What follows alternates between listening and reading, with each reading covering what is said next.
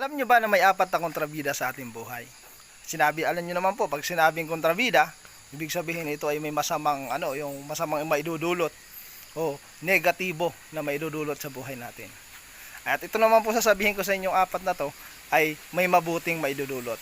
Kontrabida siya pero may mabuting maidudulot. Una po, yung asawa. Ang asawa po ang laging sumasaway sa kanyang asawa at gusto niyang mapabuti yung buhay nila. At yung pangalawa po, ang ating pastor. Ang pastor po ang nagsasaway para sa ating buhay, yung mga ginagawa natin sa pang-araw-araw ng ating buhay. At pangatlo po ay ang ating iglesia. Ang iglesia po ang nagsasaway o nagsasabi na dapat nating sundin ang mga alituntunin ng isang Kristiyano.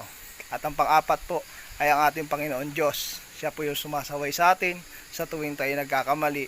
Binibigyan niya tayo ng leksyon sa mga pagkakamali natin upang tayo ay matuto. Yun lamang po. Isang magandang gabi po and God bless everyone.